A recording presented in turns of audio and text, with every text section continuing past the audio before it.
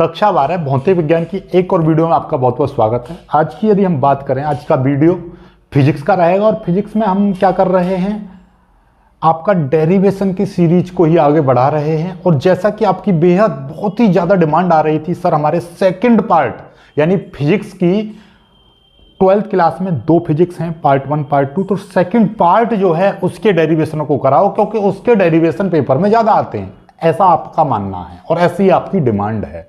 ठीक है, चलिए तो उसी डिमांड को पूरी करते हुए आज हम आपको सेकंड बुक के डेरिवेशनों को स्टार्ट कर रहे हैं। सेकंड बुक में भी हम वो चैप्टर ले रहे हैं, पहले लाइट वाला, लाइट यानी कि प्रकाशिकी वाला, प्रकाशिकी के सारे डेरिवेशन करेंगे उसके बाद में।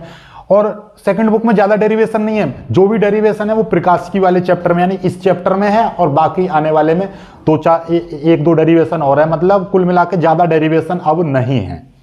ठीक है, चलिएगा तो वही करने हैं जो इंपोर्टेंट है। चलिएगा स्टार्ट करेंगे।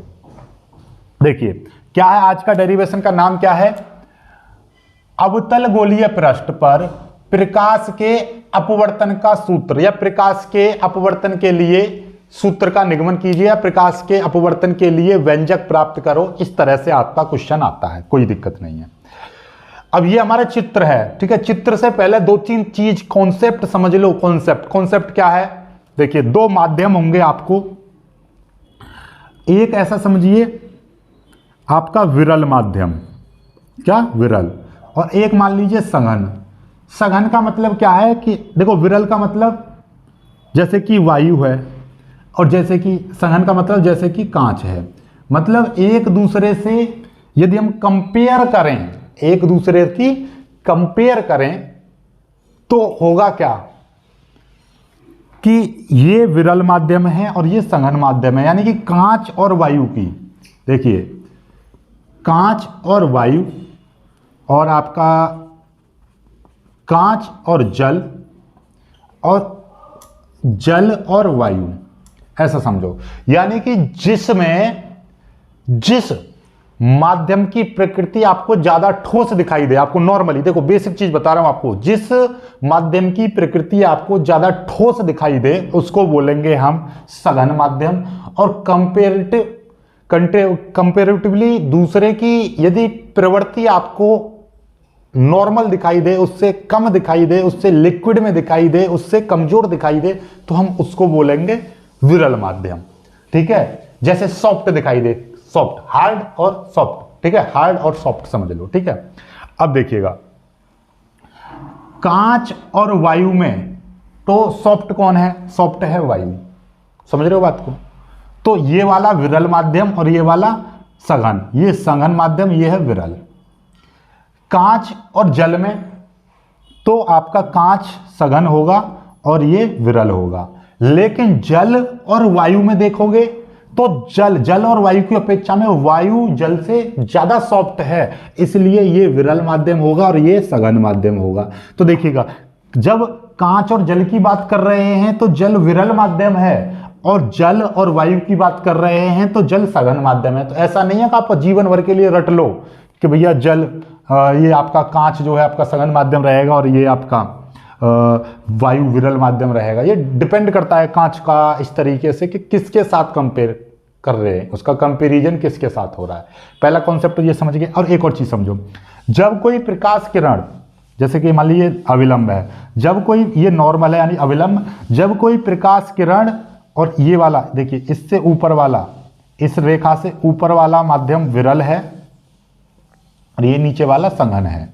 ठीक है, तो जब कोई प्रकाश किरण विरल माध्यम से सघन माध्यम की ओर जाती है तो होता क्या है कि जब विरल माध्यम से सघन माध्यम में जाती है तो ये रेखा जानी तो इसको सीधा चाहिए था, लेकिन ये क्या हो जाती है, इसकी ओर झुक जाती है। किसकी ओर, अविलंब की ओर झुक जाती, अविलंब की ओर झुक जाती है। और यदि कोई रेखा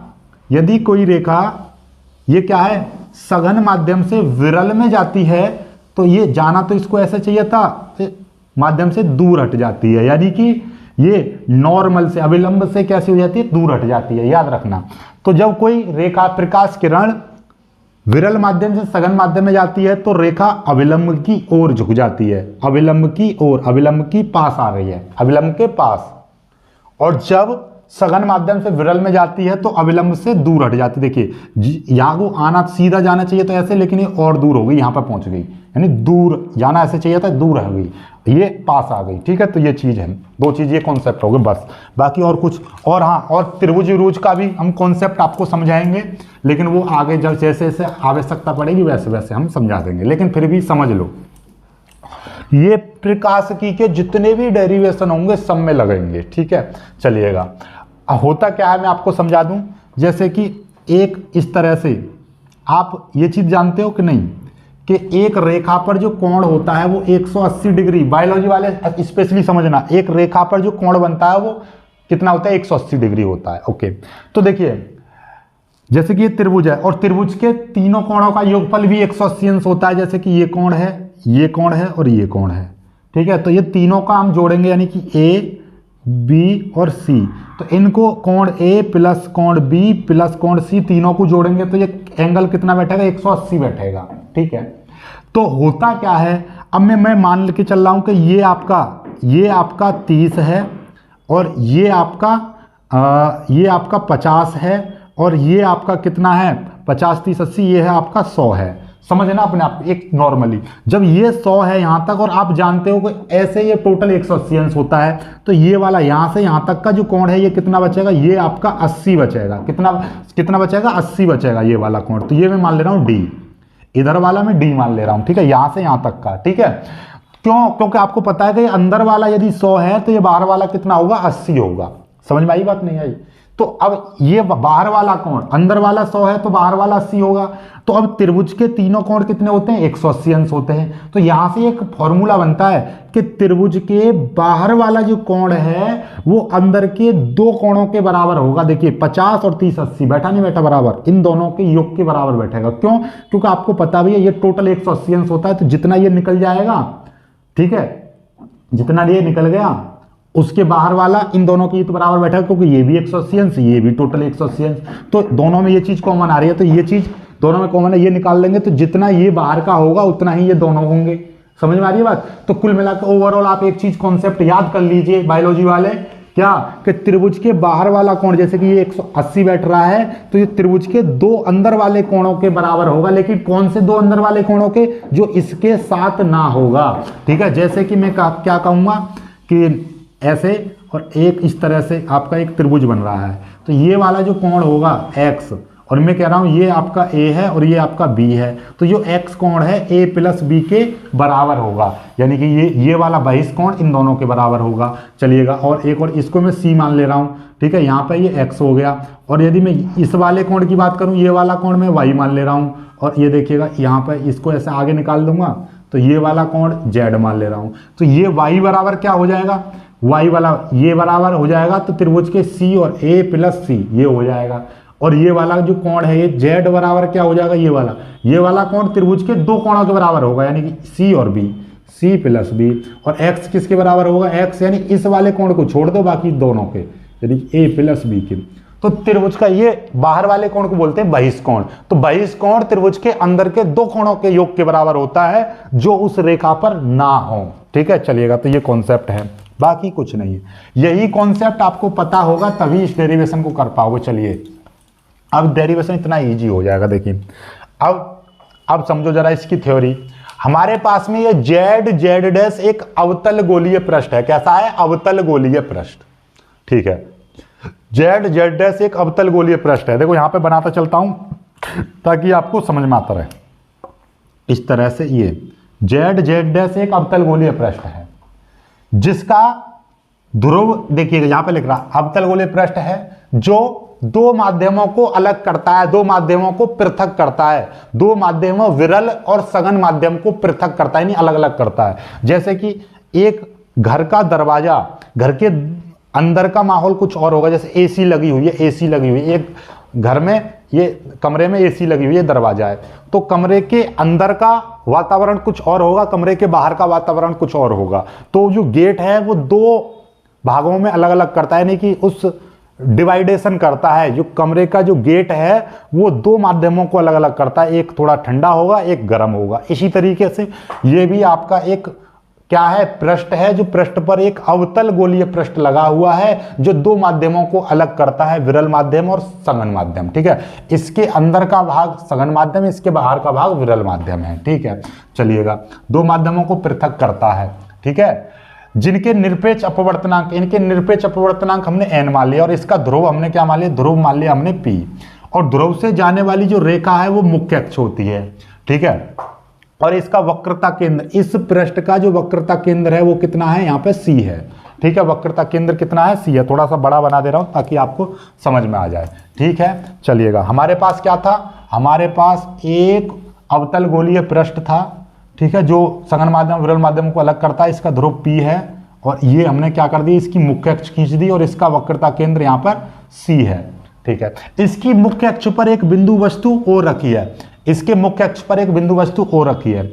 O से चलने वाली प्रकाश किरण, O से चलने वाली प्रकाश किरण, ये वाली प्रकाश किरण OM यानी ये, और पृष्ठ के बिंदु O पर M पर आपतित होती है। यानी कि इस बिंदु वस्तु O से चलने वाली प्रकाश किरण बिंदु पृष्ठ के बिंदु M पर आपतित होती है और आपतित होती है। ठीक है, ये रही आपतित होती है, जहां वह विरल माध्यम से सघन माध्यम में, देखिए यहां से, ये देखिए इस रेखा से हम एक सीधी रेखा लंबवत रेखा खींच देंगे ऐसे, तो ये तो हो जाएगा नॉर्मल, ये क्या हो गया, ये हो गया नॉर्मल अविलंब। ठीक है, अब ये रेखा देखिएगा, ये रेखा ऐसे जा रही है, यानी प्रकाश किरण, क्योंकि यहां पर क्या था, विरल माध्यम था, हमने पहले ही बताई थी कि ये विरल माध्यम और सघन माध्यम को पृथक करता है, ये वाला।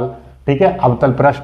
तो जैसे ही रेखा विरल माध्यम से सघन माध्यम में प्रवेश करती है, तो मैंने अभी अभी सिखाया था, जब विरल से सघन में जाती है तो रेखा अविलंब की ओर झुक जाती है। तो ये रेखा जाना तो इसको ऐसे चाहिए था, ऐसे निकलना चाहिए था सीधा, लेकिन ये ऐसे ना जाकर क्या हो जाएगी, ये थोड़ा सा विरल माध्यम की ओर या अविलंब की ओर झुक जाएगी, यानी ये अविलंब की ओर झुक गई, ये वाली, ये जाना तो इसको ऐसा चाहिए था, ये ऐसे झुक गई। ठीक है, ये तो ये हमने ए बना दिया, यहाँ पर ये एम बिंदु है, ये हो गया। ठीक है, समझ में आई बात, ये हो गया। अब इस रेखा को हम पीछे खींच देंगे, इस तरह से इसको पीछे खींच देंगे, क्योंकि ये देखिएगा ये तो अनंत तक कहीं तक चली जाएगी, तो इसलिए हम इसको पीछे खींच देंगे, तो यहाँ पर इसका प्रतिबिंब बन गया आई, ये प्रतिबिंब बन गया आई। ठीक है, ये वस्तु हो गई ऑब्जेक्ट, ये इमेज हो गया, और ये सेंटर हो गया, केंद्र हो गया, वक्रता केंद्र। ठीक है, चलिएगा, यहां तक समझ में आ गई। ठीक है, यहां से ये जो कोण बनने वाला अल्फा, ये वाला कोण बनने वाला बीटा मान लिया, और ये वाला हमने कोण मान लिया गामा, और इसी बिंदु से यहां से जो पृष्ठ का ये बिंदु है, इससे हमने एक अविलंब डाल दिया और यहाँ पे हमने एम डैश कह दिया। ये एम डैश और बिंदु पी ध्रुव बिल्कुल पास पास हैं, तो इनमें दूरी नगण्य मान के हम इसको छोड़ देते हैं, बाकी काम हम पी से ही करते हैं, एम डैश से नहीं करते हैं। ओके, तो ये इसका चित्र है, डायग्राम है, आपका बन गया होगा, समझ में आ गया होगा किस तरह से बना है। ठीक है, अब आपको ये भी चीज सीख लो कि यहां से देखिएगा, ये रेखा ऐसे गई है, तो यहां से अविलंब और आपतित किरण के बीच में जो कोण बनेगा, यानी कि ये अविलंब, ये वाली रेखा, आपतित किरण और अविलंब ये वाले, इसके बीच में जो कोण बनेगा उसको बोलेंगे हम आई, आपतन कोण। यानी कि इसके और इसके जो कोण बनेगा, यानी यहां से ये वाला जो कोण बनेगा, इसको बोलेंगे हम आई, आपतन कोण। ठीक है, और अपवर्तित किरण और अविलंब, इसके बीच में जो कोण बनेगा, यानी कि ये इस रेखा के और इस रेखा के बीच में जो कोण बनेगा, ये हो जाएगा आर, और ये वाला कोण ही किसके बराबर होगा, ये वाला कोण ही इसके बराबर होगा, ये वाली अंदर वाली के बराबर होगा, ये वाला कोण ही इसके ये वाला बराबर होगा। ठीक है, समझ में आ गई बात। चलिएगा, तो यही चीज यहाँ पे हम आपको सिखाना चाह रहे हैं, क्योंकि आप जानते हो ऐसे रेखा ऐसे चली जाए तो ये वाला कोण आपका आर है, तो ये वाला कोण ही आपका आर होगा। ठीक है, चलिएगा, बस यही चीज है, बाकी आपको और कुछ आपको बताने की जरूरत नहीं है। बाकी अब देखिए धैर्य कैसे डेरिवेशन होता है। ठीक है, चलिएगा, अब आपका कोई भी दिक्कत नहीं आने की है। ठीक है, चलिएगा, आगे चलते हैं।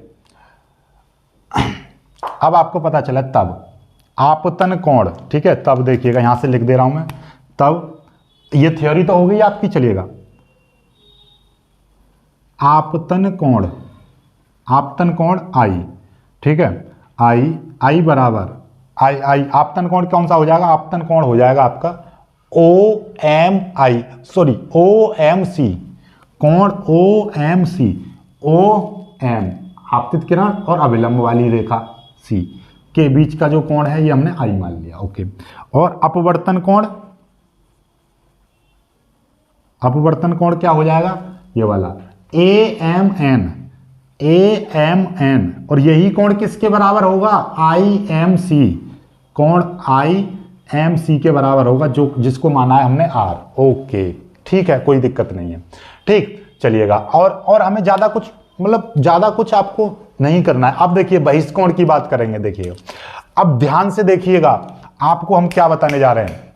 हमारे पास में यहाँ पर 3-4 त्रिभुज बनेंगे, एक OM M dash, OM IM M dash और CM M डैश, ठीक है, कोई दिक्कत वाली बात नहीं है। इसीलिए अब हम इसको क्या करने जा रहे हैं, देखिए अब हम पहले बहिष्कोण लेंगे, बहिष्कोण भी लेंगे और उसके बाद में हम इन चीजों को करेंगे, ठीक है। चलिएगा, अब कुछ दूरी भी माप लो, पहले दूरी भी माप लो। दूरी कैसे मापेंगे, देखिए आप एक चीज जानते हो, सारी दूरियां ध्रुव से, लेंस वाले जितने भी डेरिवेशन होंगे, लेंस के हों, पृष्ठ के हों, ठीक है, सारी दूरियां हम ध्रुव से मापते हैं, सभी दूरियों को ध्रुव से मापते हैं। और ये ध्रुव से मापेंगे दूरी, इधर की ओर पॉजिटिव ली जाएगी, इधर की ओर नेगेटिव ली जाएगी। ध्रुव से ऊपर की ओर दूरी पॉजिटिव ली जाएगी, ध्रुव से नीचे की ओर दूरी नेगेटिव ली जाएगी, यानी कि वही एक्स अक्ष मान लो, यहां से इधर पॉजिटिव, ऊपर पॉजिटिव, पीछे नेगेटिव, नीचे नेगेटिव, ये चीज। तो देखिएगा, तो अब हमारी क्या है, वस्तु तक की दूरी, वस्तु तक की दूरी क्या हो जाएगी, यहां पे लिख दे रहा हूं मैं आपका, वस्तु तक की दूरी, वस्तु तक की दूरी कितनी हो जाएगी, एक मिनट, चलिएगा अब देखिएगा, यहां से क्या, वस्तु तक की दूरी यानी कि ध्रुव से वस्तु तक की दूरी क्या हो जाएगी आपकी, वस्तु तक की दूरी हमने मान ली, वस्तु देखिए PO बराबर क्या हो जाएगा, U, वस्तु तक की दूरी को हम, वस्तु की दूरी U, प्रतिबिंब की दूरी V और फोकस दूरी F, ये मानते हैं, तो ये U, और ली जाएगी माइनस में, क्योंकि ध्रुव से इधर की दूरी माइनस में। और प्रतिबिंब की दूरी, प्रतिबिंब की दूरी PI, इमेज यहां पर बनना, इमेज प्रतिबिंब की दूरी V होती है, तो यहां पर माइनस V ली जाएगी, ठीक है। और वक्रता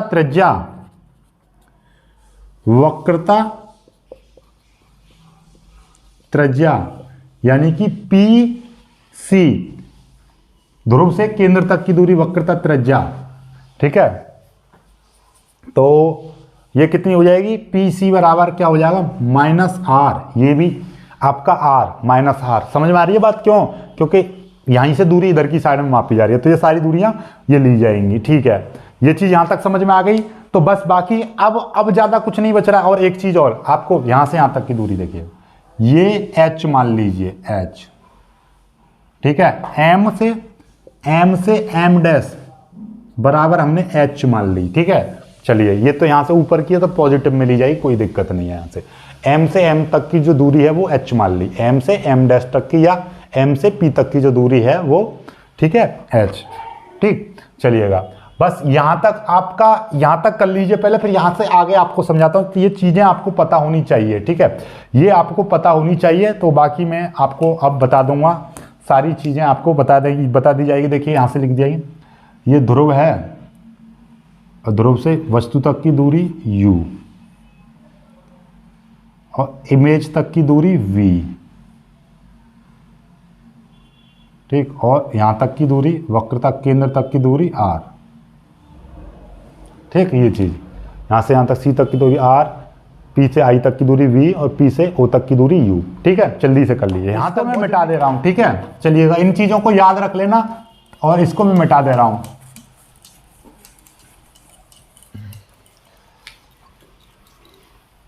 सारा खेल तो अब स्टार्ट है, असली खेल तो अब स्टार्ट, अब तक तो कॉन्सेप्ट ही चला था। देखिएगा, ये मुख्य अक्ष पर है, ये OM अल्फा कोण, तो लिख देंगे हम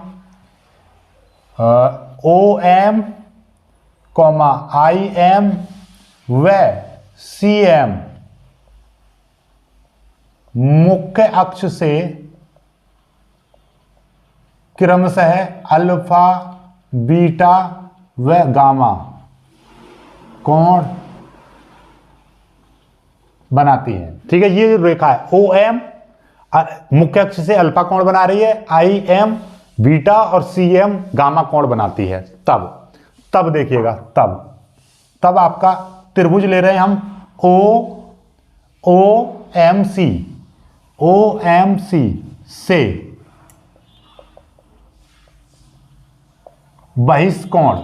बहिष्कोण गामा। देखिएगा यहां पे ओ एम सी, देखिएगा इस तरह से, ये तो आपका मुख्य अक्ष हो गया, यहां पर ये पी है, देखिए ये यहां पर ओ एम है, इस तरह से जा रहा है, कोई दिक्कत नहीं है, सॉरी ये इस तरह से जा रहा है, कोई दिक्कत नहीं, इसको समझो जरा। यहाँ पर अल्फा कोण बन रहा है और यहाँ से ये एम बिंदु है और यहाँ से एक ऐसे निकल के आ रही है और यहाँ पर है सी, ओ एम सी। अब सी पर ये यहाँ पर अल्फा कोण बन रहा है और यहाँ पर बन रहा है आई। यहाँ पर क्या बन रहा है, ये वाला यहाँ से यहाँ तक की ये जो कोण है, यहाँ से यहाँ तक का जो कोण है वो आई है, आई हो गया और ये अल्फा हो गया, ये बाहर। अभी मैंने सिखाया था आपका कि त्रिभुज के, देखिए त्रिभुज बनना यहाँ पे ओ एम सी, तो त्रिभुज के अंदर के दो कोण त्रिभुज के बाहर वाले कोण के बराबर होता है, त्रिभुज का बाहर वाला कोण बहिष्कोण अंदर वाले दो कोणों के योग के बराबर होता है। तो ये क्या हो जाएगा, गामा बराबर आई प्लस अल्फा, ये हो जाएगा। तो आई की वैल्यू निकालेंगे यहां से, तो क्या हो जाएगा, आई की वैल्यू यदि मैं निकालूंगा तो अल्फा माइनस गामा, समीकरण 1। कोई दिक्कत नहीं है यहां से। अब वही चीज यहां पे दोबारा से चलेंगे, त्रिभुज आई एम सी से आई एम सी में देखिएगा यहाँ पर बस बीटा बन रहा है, बीटा, और यहाँ से आई एम सी, तो इसके बीच में यहाँ पर क्या था, ये वाला जो कोण है ये आर था, क्योंकि ऊपर वाला भी आर है तो यहाँ पर ये आर बन गया, ये गामा हो गया। तो इसमें भी बहिष्कोण लगा दो, बहिष्कोण का ही कॉन्सेप्ट लगाओ, इसमें बहिष्कोण गामा बराबर इस वाई त्रिभुज के लिए ओ, यहाँ पे आई एम सी, देखिए ध्यान से, आई पर कोण है बीटा, ये बीटा आ गया, एम पर यानी कि आई एम सी के बीच में जो कोण बन रहा था ये आर है, क्योंकि ये वाला भी आर है, अपवर्तन कोण, यही चीज इसके बराबर थी, तो आई एम सी, तो ये आर हो गया, ये गामा बाहर, ये गामा है, तो ये बाहर वाला कोण अंदर के दोनों के बराबर होगा। तो आई एम सी के लिए गामा बराबर क्या हो जाएगा, बीटा आर, यानी कि बीटा प्लस आर को इधर लेके आएंगे, आर बराबर क्या हो जाएगा, गामा बीटा माइनस गामा, ये समीकरण 2। ठीक है, कोई दिक्कत नहीं है यहां तक, चलिएगा बस यही चीज आपको करे ही जानी है, कोई दिक्कत नहीं है। ठीक है, नो प्रॉब्लम, ये आ गया। अब स्नेल का नियम क्या कहता है भाई, स्नेल के नियम से, स्नेल का नियम कहता है sine i upon sine r बराबर एन। ठीक है, चलिएगा अब यहां से हम क्या कर देंगे, साइन आई, ठीक है, साइन आई की वैल्यू रख दो, तो क्या हो जाएगा, साइन आई की वैल्यू कितनी है, आई प्लस आई की वैल्यू है अल्फा माइनस गामा, और साइन आर की वैल्यू कितनी है, बीटा माइनस गामा बराबर एन। क्योंकि ये जो पृष्ठ जो है बहुत पतला है, ये कर्व, पृष्ठ में जो कर्व है वो बहुत पतला है, तो पतला है तो मतलब क्या, अवतल गोलीय पृष्ठ का व्यास भी बहुत कम है और ये पतला है, यानी कि मतलब ये है कि देखिए हल्का सा कर्व आ रहा है, कोई चीज़ है, मेरी उंगली कितनी छोटा सा कर्व आ रहा है, तो ये बहुत मामूली सी दूरी होगी। तो उस चीज़ को हम क्या करेंगे, जैसे कि हमारे पास में मोबाइल है, मोबाइल की डिस्प्ले थोड़ी सी कर्वाकार होती है, देखिए ऐसे दिखाई दे रहा है, हल्का सा दिखाई दे रहा है, तो इसमें कितना कर्व आ रहा है बिल्कुल पता ही नहीं चल रहा है। ये मोड़ है तो इसमें कितना कर्व है आपको पता ही नहीं चलेगा, यानी छोटा, बहुत मामूली सा। तो हम इसीलिए हम कह देंगे, क्योंकि अवतल गोलीय पृष्ठ का व्यास बहुत कम है, इसलिए इसको हम क्या करेंगे, इन चीज़ों त्रिकोणमिति चिन्ह को हम छोड़ देंगे। ठीक है, क्योंकि ये बहुत मामूली से कोण आएंगे, मामूली से कोण में क्या हो जाएगा, वैल्यू भी बहुत मामूली हो जाएगी, इसलिए हम इसको छोड़ देते हैं। तो चूंकि अवतल गोलीय पृष्ठ बहुत ही पतला है, अर्थात इसका व्यास बहुत ही कम है, अतः साइन को छोड़ने पर, साइन को हम छोड़ देंगे, जब साइन को छोड़ देंगे तो क्या हो जाएगा आपका, ये अल्फा माइनस गामा बट्टे बीटा माइनस गामा बराबर एन। तो अल्फा माइनस गामा बराबर एन बीटा माइनस गामा। इसके अंदर मल्टीप्लाई अल्फा माइनस गामा बराबर N beta minus N gamma. हमने क्या करा, बीटा माइनस गामा की मल्टीप्लाई इधर कर दी, ठीक है। अभी आ गया एन की multiply N beta N gamma. Gamma gamma को एक तरफ ले आइए तो ये प्लस का हो जाएगा, अल्फा को उधर ले जाइए। तो हम क्या करेंगे, इसको इधर ले आइए, इसको इधर लेके आ जाते हैं तो क्या हो जाएगा आपका, ये एन गामा माइनस गामा बराबर एन बीटा माइनस अल्फा, ये चीज़ आ जाएगी। गामा यहाँ से हम कॉमन ले लेंगे तो एन माइनस वन बराबर एन बीटा माइनस अल्फा। ये समीकरण 3 मान लीजिए, ये समीकरण आपने 3 मान ली, ठीक है। अब नए कॉन्सेप्ट को आगे बढ़ाएंगे। क्या कॉन्सेप्ट बढ़ाएंगे, देखिएगा। यहाँ तक तो कोई दिक्कत नहीं है। यहाँ से आगे हम त्रिभुज लेंगे। देखिए त्रिभुज, यहाँ से आगे त्रिभुज पहले ले लो ओ एम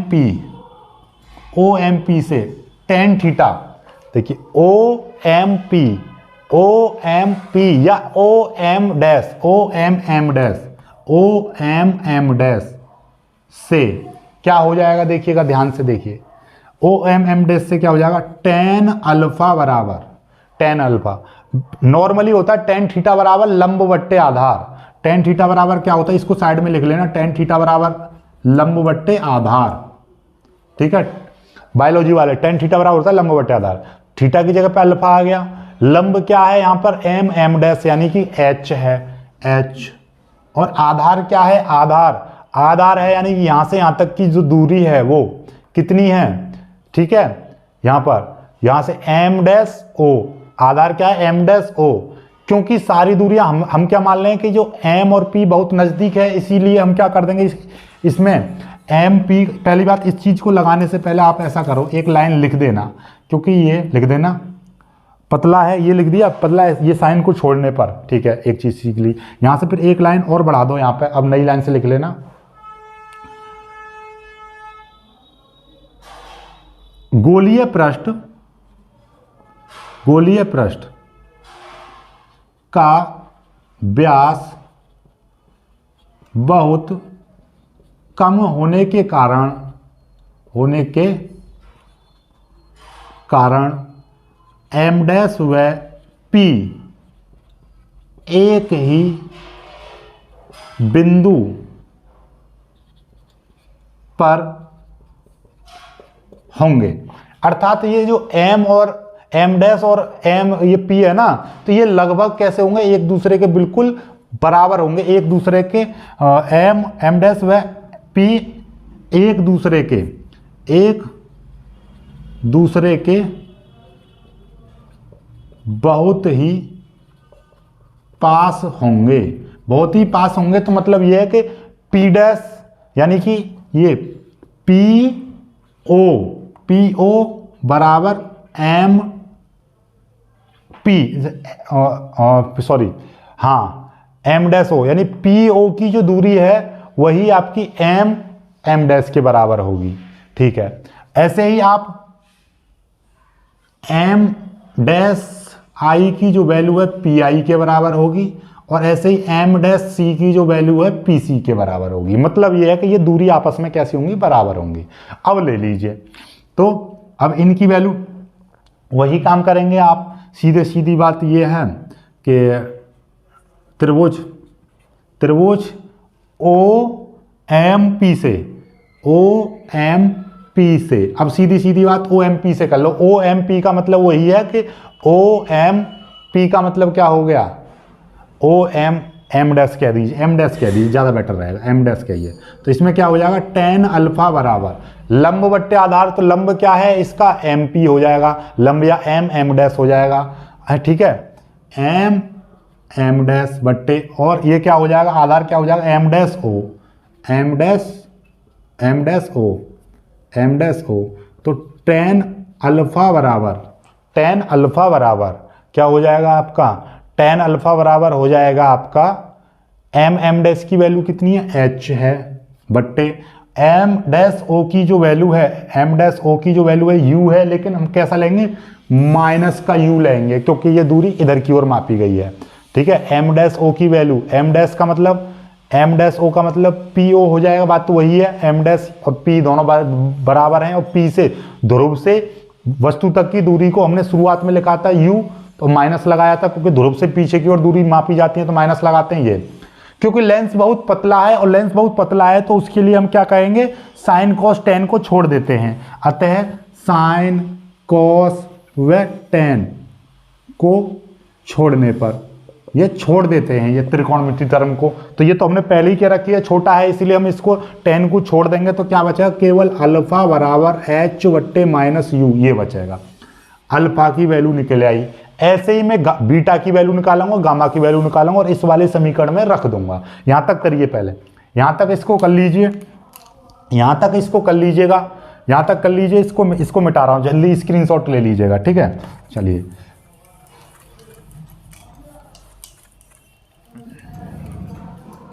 चलिए यहां से आगे देखिएगा।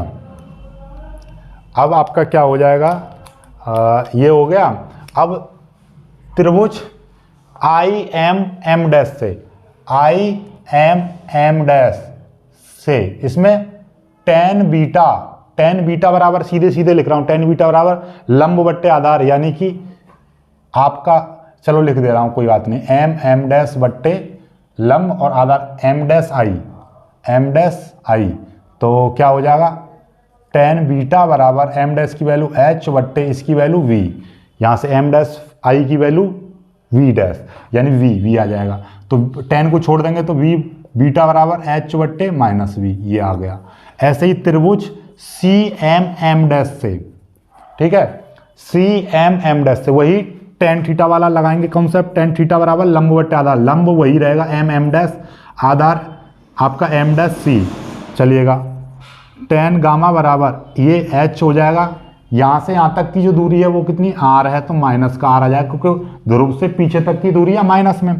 ये टेन को छोड़ देंगे क्योंकि लेंस बहुत पतला है, ठीक है, आर इतना आ गया, ठीक है, ये चीज़ आ गई। अल्फा बीटा गामा की वैल्यू निकलेंगे, अल्फा बीटा गामा की वैल्यू समीकरण 3 में रखने पर, इस वाली समीकरण में रखेंगे फिर सॉल्व करेंगे, ठीक है।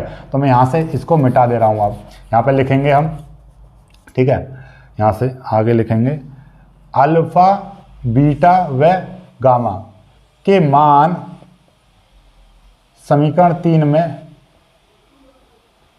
रखने पर, तो क्या हो जाएगा, देखिए समीकरण 3 है आपका गामा की वैल्यू कितनी है, गामा की वैल्यू है एच बट्टे माइनस आर, ठीक है, एन माइनस 1, ठीक है, बराबर एन इंटू बीटा की वैल्यू कितनी है, बीटा की एच बट्टे माइनस वी, और माइनस अल्फा की वैल्यू कितनी है, एच बट्टे माइनस का यू, ये आ जाएगा, ठीक है। अब देखिएगा ध्यान से, इसमें भी माइनस, हालांकि माइनस ये प्लस हो जाएगा, फिर यदि इसमें से माइनस लेंगे तो ये फिर माइनस आ जाएगा, तो यानी कि ये अंदर वाले माइनस को ही मैं बाहर ले रहा हूं, तो क्या हो जाएगा, देखिएगा माइनस एच बाहर ले लीजिए इसमें से, तो होगा क्या, ये आपका ये देखिए, पहले तो इसको ऊपर वाले में माइनस लगा दीजिए, ये माइनस का एच हो जाएगा बट्टे आर, ये है एन माइनस 1 बराबर, ये कितना हो जाएगा, ये यदि देखेंगे तो माइनस का एच और ये एन आगे आ जाएगा, ये वी, ठीक है, और ये प्लस का एच बट्टे यू, ये चीज़ आ जाएगी, ठीक है, कोई दिक्कत नहीं है, ठीक है, समझ गए ना, माइनस प्लस हो जाएगा। अब मैं इसमें से ये माइनस का एच है, अब होगा क्या, ये आर एन माइनस 1 बराबर, इसमें से मैं माइनस का एच यदि कॉमन ले लूं तो होगा क्या, ये एन बट्टे वी आ जाएगा, माइनस एच चला जाएगा तो ये 1 अपॉन यू आ जाएगा, माइनस का आ जाएगा क्योंकि माइनस बाहर ले लिया, माइनस कॉमन ले लिया तो ये प्लस का हो जाएगा, एच भी कॉमन ले लिया तो ये प्लस का ये माइनस हो जाएगा, और माइनस का ये प्लस का हो जाएगा, ये आ गया, ठीक है। अब ये क्या होगा, इस माइनस से ये माइनस कट जाएगा और इस एच से ये एच भी कट जाएगा, तो एच भी काट दे रहे हैं, तो ये कितना बचेगा, 1 अपॉन आर एन माइनस 1 बराबर एन बट्टे वी 1 अपॉन यू, ये आ जाएगा। या हम इसको उल्टा करके भी लिख सकते